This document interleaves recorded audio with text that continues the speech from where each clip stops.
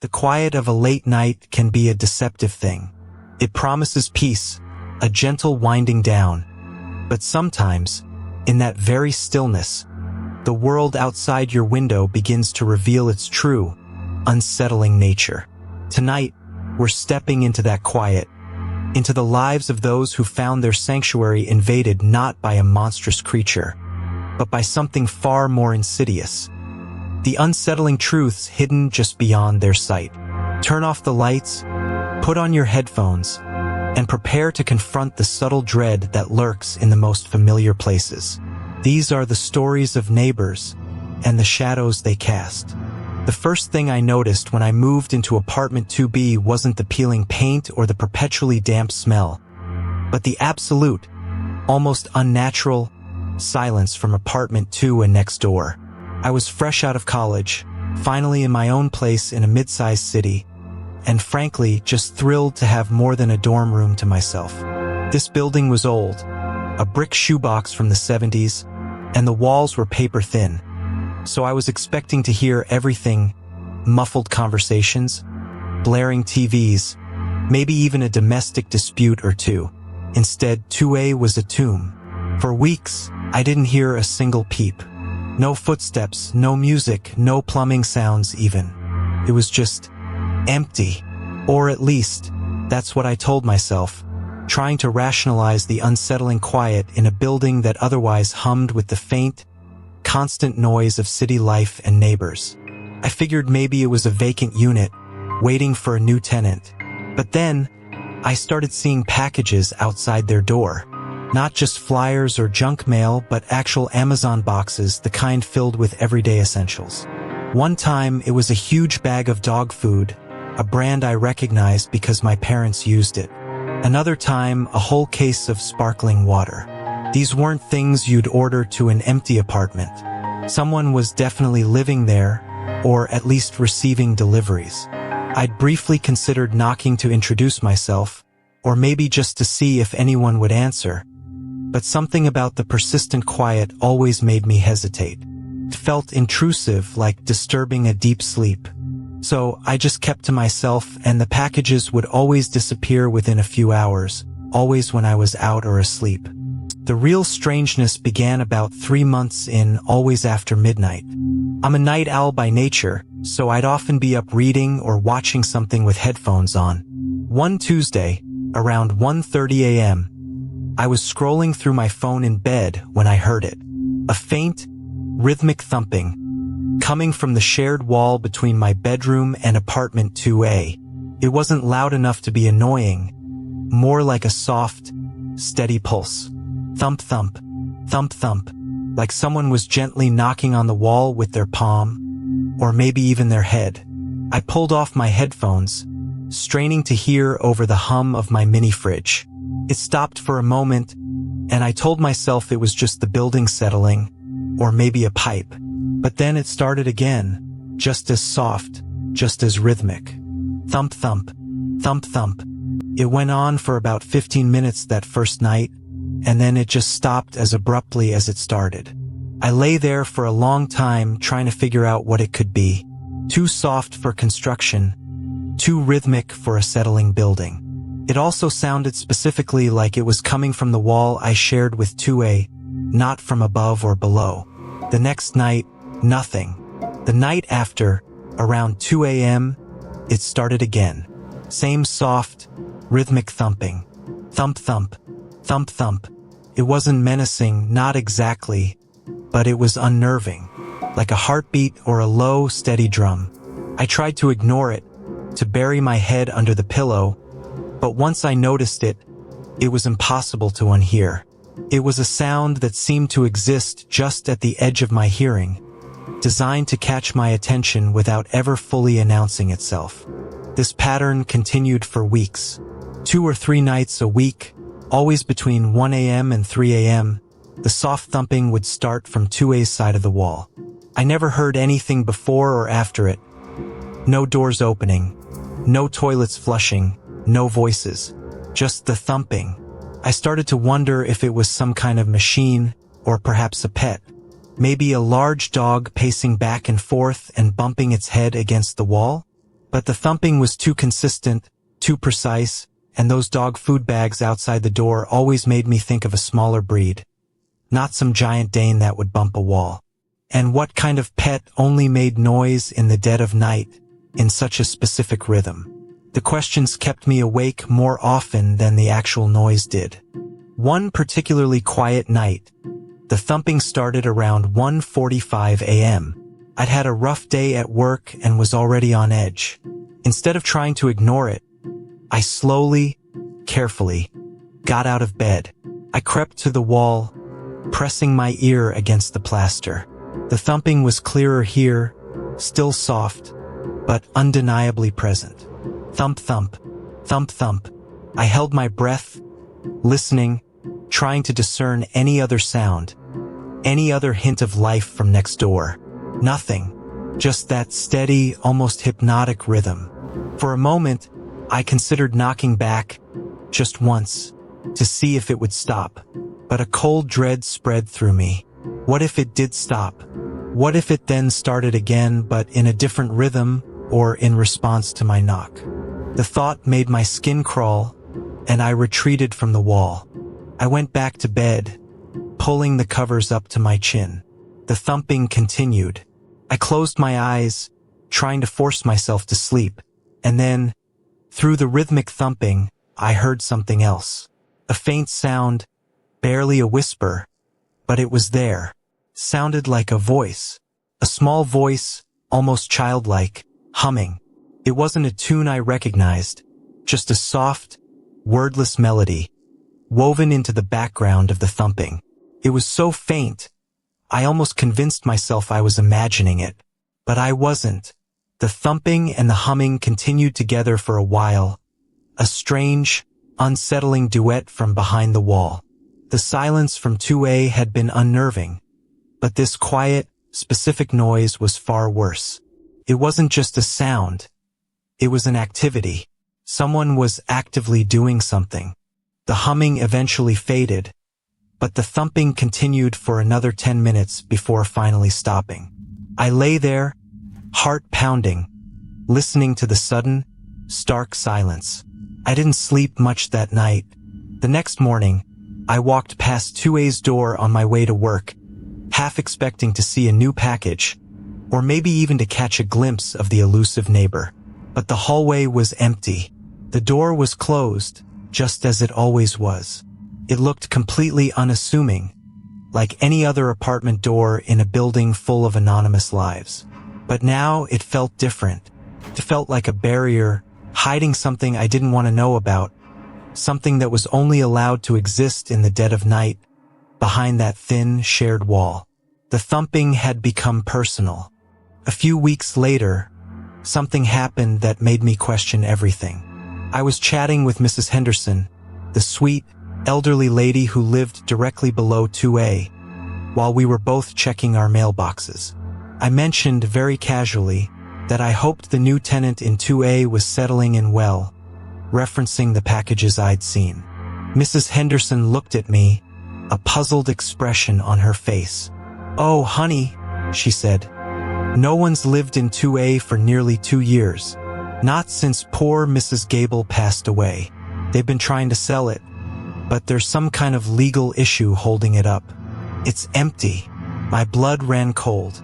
Empty, but the packages, the thumping, the humming. I stared at her, unable to speak, the pieces of her words slowly locking into place, forming a picture I didn't want to see. The silence wasn't just quiet. It was absolute. It was the silence of a vacant space. And the sounds? They were coming from the other side, not of a person, but of a complete and utter void. I moved out the very next month. I never saw Mrs. Gable, but I heard her every night.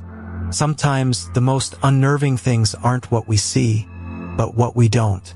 The gaps in our awareness, the missing pieces that, once noticed, can never be unseen. What happens when the silence itself begins to speak, and what it says isn't meant for human ears. The first time I heard it, I almost convinced myself it was just my own heartbeat echoing in my ears, or maybe the old building settling. It was past midnight, and I was trying to read in bed, wind howling a little outside my window. I just moved into this small apartment complex a few weeks prior, a place built back in the 70s, thin walls and all. I was a student saving money, so I took the cheapest unit on the second floor. It was generally quiet, mostly older folks or young professionals who kept to themselves. The rhythmic thumping started subtly, a low, dull sound coming from the wall I shared with the unit next door. Not loud enough to be an obvious nuisance, but persistent enough to pull my focus from the textbook. It sounded almost like a slow, deliberate drum. I tried to ignore it at first. New place, new noises, right? Maybe someone was moving furniture or doing a late-night project. I didn't know much about my immediate neighbors. The apartment to my left had a nice older lady who always waved, and across the hall was a couple who seemed to keep to themselves. But the unit sharing my bedroom wall? I'd never seen anyone go in or out. No sounds, no lights on at night, no packages at the door. I assumed it was just someone working long hours, or maybe even an unoccupied unit, which made the drumming even stranger.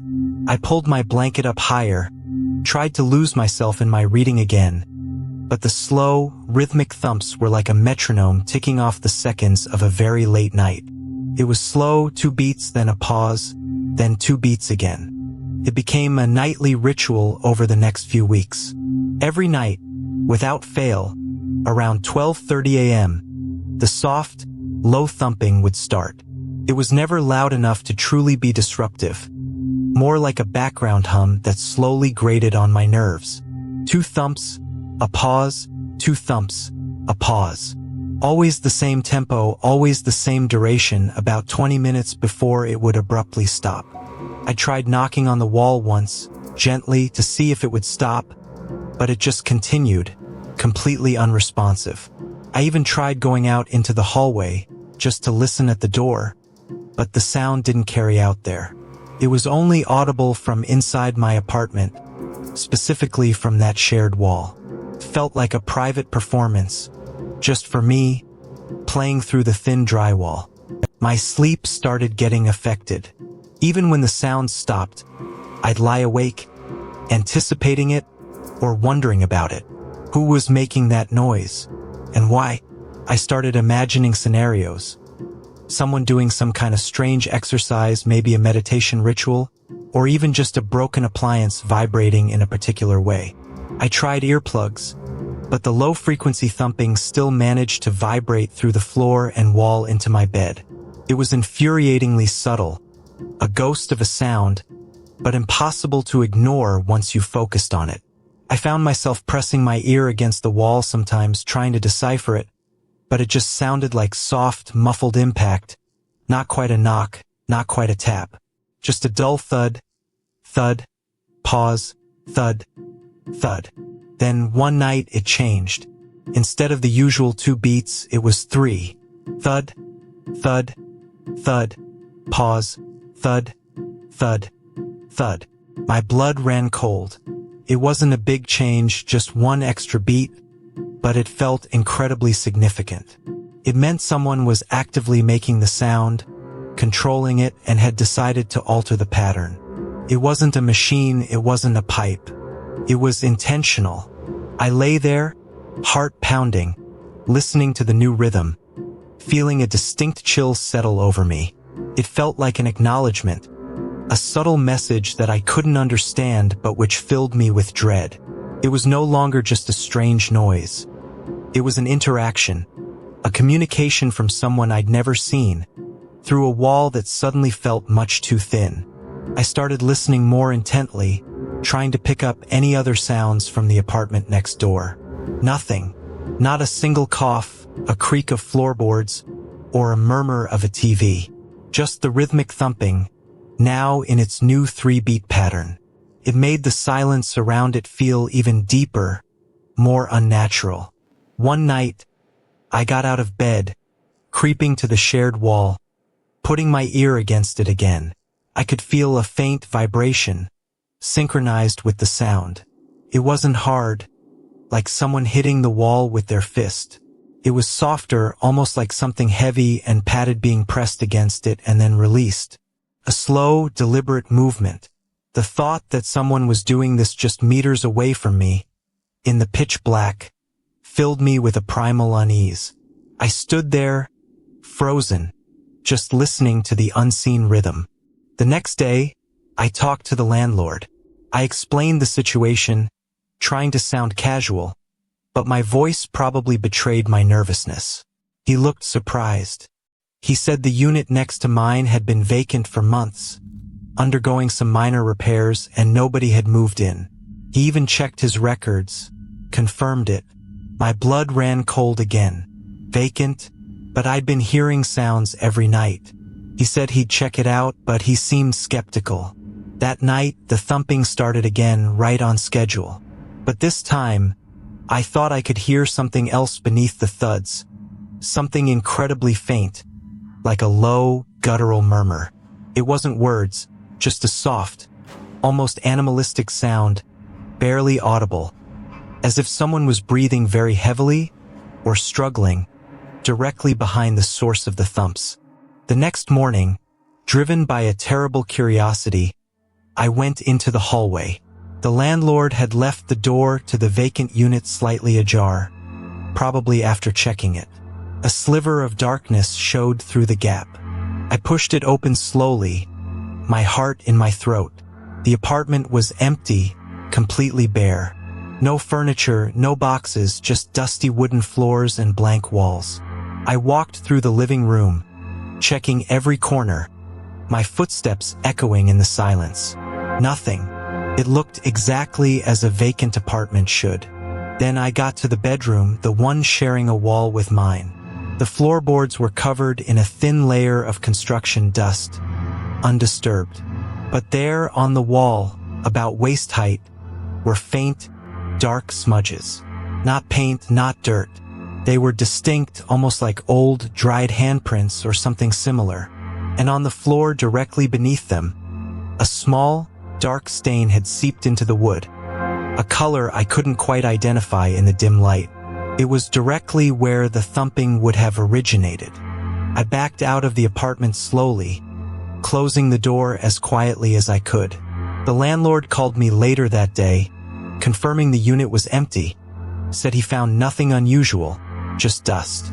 He didn't mention the marks on the wall or the stain. I didn't tell him about them either. I couldn't explain it. An empty apartment, no one there, but the sounds, the thumps, the change in rhythm, the faint struggle I thought I heard. They were real. I knew they were. I moved out the following week, canceling my lease early, even though it cost me a fortune. I couldn't stay there. I still don't know what caused those sounds, or who or what was making them. But every now and then, late at night, in a new, quieter apartment, I still find myself listening to the silence, half expecting that slow, deliberate rhythm to start again, just on the other side of the wall. That feeling when the world around you shifts, ever so slightly, and you can't quite put your finger on why. Just a tremor, a faint echo of something amiss. But sometimes, that echo grows, finding a rhythm within the very walls that are supposed to keep us safe. The first thing I noticed was the light, always on, in the apartment directly across the courtyard from mine. It wasn't just a lamp left on. It was this weird, yellowish glow that seemed to seep from every corner of their living room, even past the thin blinds. I moved into this place, a third-floor apartment in a sprawling complex built in the 70s, right after college. It was cheap, had decent light, and was close enough to my new job as a junior architect. My apartment overlooked a central courtyard, a patch of scraggly grass and a few struggling trees, with 3 other buildings facing it. The one directly opposite, about 60 feet away, was where the light came from. It was just an odd detail in an otherwise normal, slightly run-down building. Most people kept their blinds drawn tight at night, but not them. At first, I didn't think much of it. Maybe they worked nights or just liked leaving a light on for security. But after a few weeks, it started to feel strange. I'm a creature of habit, and I noticed patterns. My usual routine involved getting home around 6, making dinner, watching some TV, and then reading before bed, usually around 11. That light, though, was always on. When I left for work at 7 in the morning, it was on. When I came home, it was on. Even on weekends, if I was up early for a run or stayed up late watching a movie, that apartment glowed. It was never a different color, never dimmed, never turned off, not once. It was a constant, unchanging presence, like a digital clock stuck at one time. What really got to me was the lack of any movement. Most apartments, you see glimpses of life. Someone walks past a window, a silhouette against the light. Maybe the blinds twitch. But not in that apartment. It was like a perfectly staged set. The glow was there, illuminating the thin, slightly yellowed blinds, but nothing ever moved behind them. No shadows, no flickers of a TV screen. No one ever seemed to open the blinds or even pass by. It was just a static, yellowish haze. I started making a game out of it, almost trying to catch a glimpse of someone, anyone. I'd sit by my window at night, sipping tea, just watching, waiting for something to happen. But it never did. It was just there, unwavering, like a painted light. One evening, I finally asked my next-door neighbor, an older lady named Mrs. Henderson, about it. She'd lived in the complex for years and knew everyone. I caught her in the hallway as she was getting her mail. "Hey, Mrs. Henderson," I said, "do you know anything about the people in the apartment directly across the courtyard?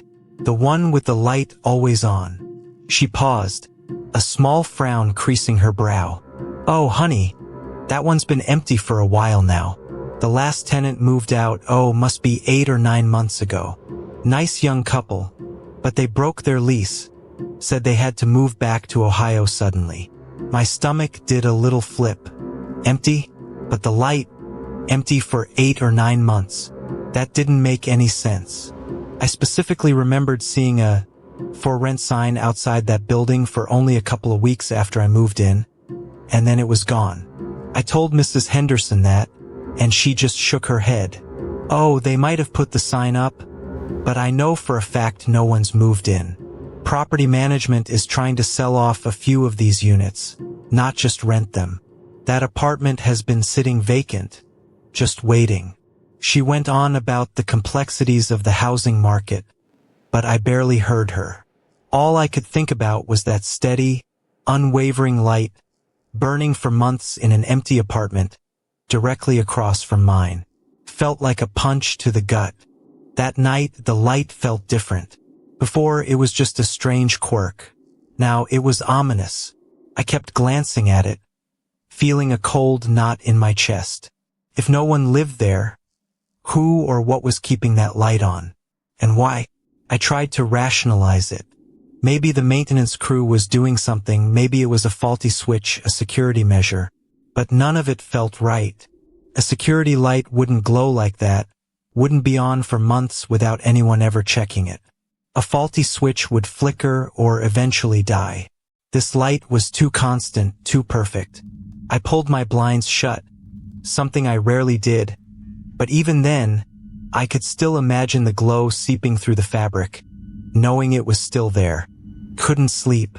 Every creak of the old building, every distant siren, seemed amplified. Eventually, around 2 a.m., I couldn't take it anymore. I had to look. I crept back to the window, took a deep breath, and slowly, carefully, pulled one of my blinds open just a tiny crack, enough to peer out. The yellow glow was still there, as persistent and eerie as ever. I strained my eyes, trying to see past the slightly yellowed blinds of the other apartment, past the faint grime on the glass. And then I saw it. It wasn't a shadow or a movement. It was a very thin, almost imperceptible gap in their blinds, right in the center, where 2 slats met imperfectly. It was a tiny sliver, but it was enough. Through that tiny, perfect gap, I saw an eye. Just one. It wasn't a reflection of my own, I swear. It was a dark, unblinking eye, perfectly centered in that sliver, staring directly across the courtyard, staring directly at my window. It was impossible. Couldn't be. No one lived there. No one could be standing there, in that empty apartment, perfectly aligned with that microscopic gap, staring at me. My blood ran cold. I dropped the blind instantly, my heart hammering against my ribs. I scrambled away from the window, tripping over my own feet, convinced I just imagined it, that my mind was playing tricks on me because of what Mrs. Henderson had said. But the image was seared into my brain. That dark, unblinking eye. I didn't sleep at all that night.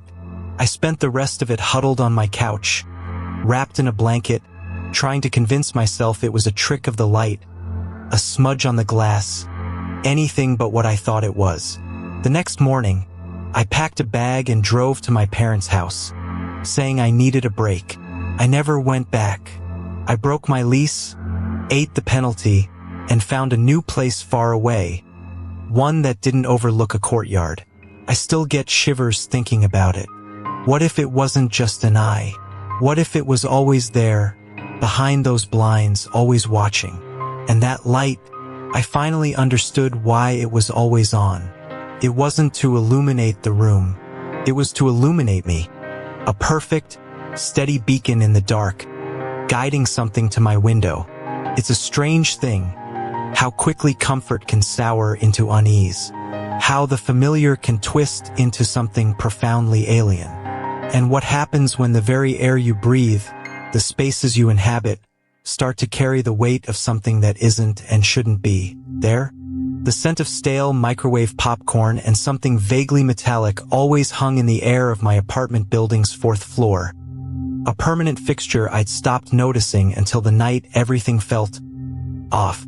I lived in an older complex just outside downtown, one of those places with paper-thin walls and doors that never quite sealed perfectly. My place was 4B, and directly across the hall, like a mirror image, was 4A. It had been empty, or at least appeared empty, for the entire 2 years I'd lived there. No moving trucks, no furniture deliveries, no signs of life whatsoever. The door was a darker shade of brown than mine, slightly scuffed, and always silently closed. It was just part of the background, a benign architectural detail. I was 24 at the time, working an early shift at a coffee shop, which meant my evenings were usually spent unwinding with some terrible reality TV and a bowl of cereal. This particular night, a Tuesday, was no different. It was around 11:30 p.m. The rain was tapping a gentle rhythm against my window, and I was just about to head to bed. I'd already brushed my teeth, put on my ratty old college t-shirt, and was debating whether to leave my window slightly ajar to let in the cool, damp air. My apartment faced the inner courtyard, so I usually didn't worry too much about noise, just the occasional siren or a neighbor's dog barking. That's when I heard it. A very faint sound, almost swallowed by the rain. It sounded like a cough, a quiet, dry, almost hesitant cough. My first thought was that it was coming from the apartment below me, or maybe even above. These walls, like I said, were terrible. I ignored it, pulling my blanket up to my chin. But then, a few minutes later, it happened again. This time it was a little clearer. A soft, distinct thump, followed by a barely audible scraping sound. It wasn't the usual creaks and groans of an old building settling. This felt different, more deliberate, but still so quiet I questioned if I'd truly heard it or just imagined it in the silence between raindrops. I rolled over, trying to dismiss it, but the quiet nature of it was what got to me. It wasn't loud enough to be a party, or even someone doing chores. It was almost like someone was trying to be quiet. Too quiet. My apartment building had a single, long hallway on each floor, with units lined up on either side. My front door faced directly across to 4A. I slowly sat up in bed, straining to listen. The rain was letting up now, and the silence that followed was unnerving. That's when I heard it again, undeniably, from directly across the hall. A very soft, almost metallic click, followed by a faint, breathy sigh. It sounded like it was right outside my door. My heart started a slow, heavy thud. I knew 4A was empty. It had always been empty. I got out of bed, tiptoeing across my carpeted living room to the front door. I pressed my ear against the cold wood, holding my breath. Nothing. Just the faint hum of the building's old electrical system. Then, a soft scrape, like a fingernail dragging lightly across wood, right on the other side of my door. It wasn't a frantic or aggressive sound. It was almost curious. My mind raced through possibilities. A mouse? A draft? Someone's package being slid under their door? But there was no gap under my door for a package, and mice don't usually make single, deliberate scrapes. I peered through the peephole. The hallway was dark, the emergency lights barely cutting through the gloom. It was empty as always. No one stood there. No shadowy figure, no lingering presence. Just the empty, drab wall of 4A directly in my line of sight. I backed away from the door, my chest tight. I tried to convince myself it was just the building making noises, playing tricks on me in the dead of night. I walked back to my bedroom, got into bed, and pulled the covers over my head, trying to block out any further sounds. Just as I was drifting off, a single, distinct rap came from my front door. Not a knock, just a single, soft tap like someone was testing the wood. I froze. My breath hitched in my throat. I squeezed my eyes shut, wishing it away. I counted to 10, then 20, then 30. When I finally dared to open my eyes and listen, the building was completely silent. A deeper, heavier silence than before. It wasn't just the absence of sound. It felt like the absence of air, of movement, of anything living. I lay there for what felt like hours, listening to my own frantic heartbeat, convinced that if I moved, if I made a sound, whatever was out there would know I was awake. I didn't sleep at all that night. I just stared at the ceiling, waiting for the first hint of morning light.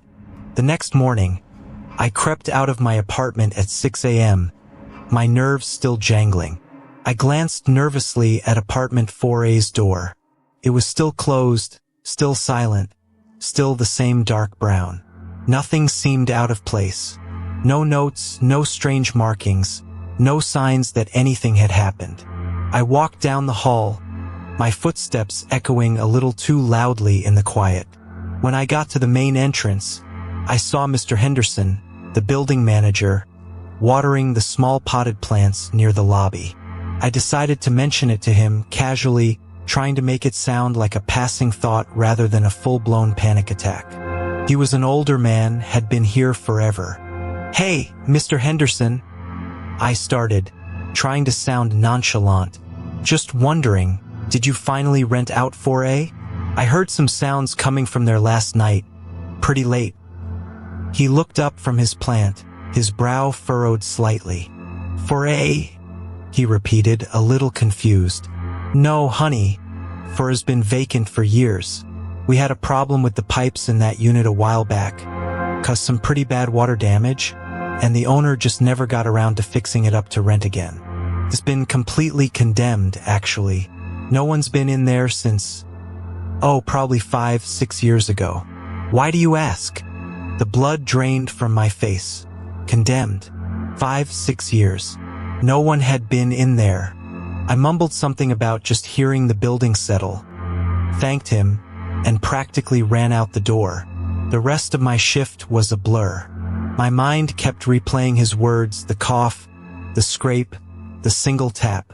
If 4A was condemned, truly empty, then what had I been hearing? Who or what had been making those sounds directly across from my door? I didn't return to that apartment building. I packed a bag and stayed with a friend that night, and the next until I found a new place a week later. I never went back to 4B.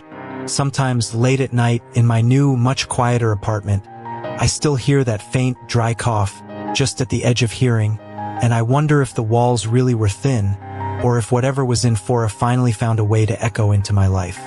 These stories, like so many others, leave us with a lingering chill, a quiet question that echoes in the dark. Because the true horror isn't always the monster under the bed, but the disquieting realization that the ordinary world, just outside our window, can hold secrets far more unsettling. The thought that what happens next door, or across the street, might already be casting its shadow into our own lives. If these whispers in the dark resonate with you, consider subscribing for a new story every week.